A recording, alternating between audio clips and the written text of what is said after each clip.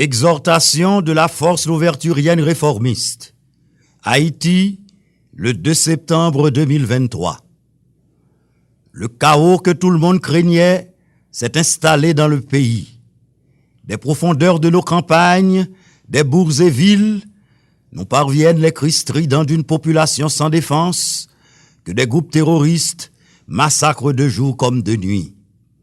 La ville de Port-au-Prince, siège du gouvernement, est complètement encerclée et le palais national, symbole de l'État, est à portée de main des gangs armés après la prise d'assaut du quartier de Cafoufeuille. Pillage et incendie de maisons, kidnapping à répétition, viols en série sur mineurs et même sur des vieillards.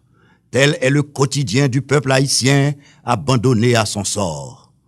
Les autorités gouvernementales et les forces de sécurité semblent être visiblement dépassées par les événements.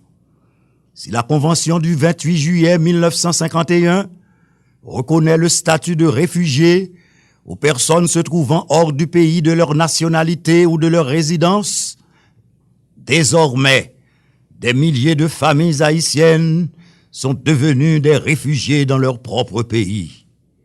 Aussi, la force louverturienne réformiste appelle-t-elle urgemment le Haut-Commissariat des Nations Unies aux droits de l'homme et le Haut-Commissariat des Nations Unies pour les réfugiés à se pencher sur ce cas inédit de catastrophe humanitaire et à venir en aide à nos compatriotes infortunés. Conformément au droit à la vie consacré à l'article 6 du Pacte international, adopté à New York le 16 décembre 1966 et ratifié par Haïti le 6 février 1991. La situation haïtienne risque de déstabiliser toute la sous-région caribéenne et américaine. Sur le plan interne, tenant compte de la réelle politique et de la capacité des parties prenantes, la force louverturienne réformiste propose A. Rétablissement du pouvoir exécutif pour une nouvelle gouvernance intérimaire. 1. Reconstitution du Haut Conseil de transition pour exercer pleinement le pouvoir exécutif conjointement avec le chef du gouvernement. 2. Formation d'un gouvernement d'union nationale d'exception par le HCT et le Premier ministre qui doivent présider le Conseil des ministres et signer conjointement les arrêtés et décrets. En signe de restitution à l'État de ses pouvoirs régaliens et dans un esprit de concorde et de parfaite cohabitation, les membres du HCT et le Premier ministre siègent au Palais national. 3.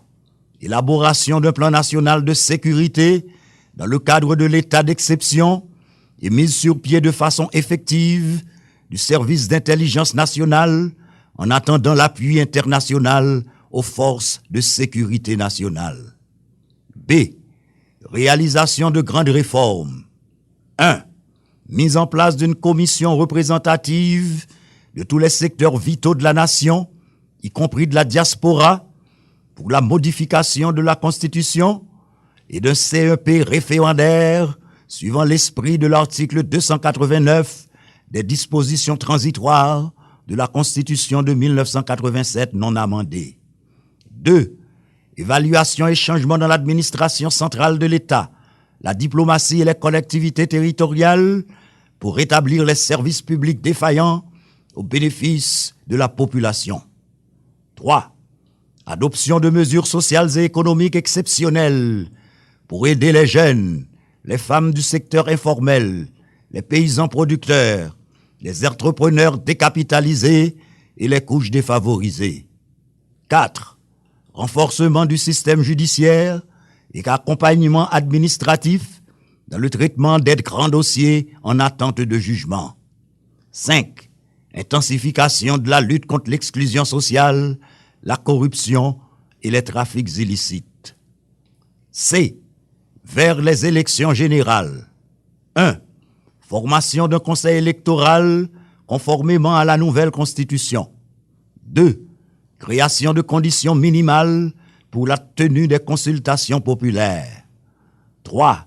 Vaste campagne d'éducation civique pour établir la confiance.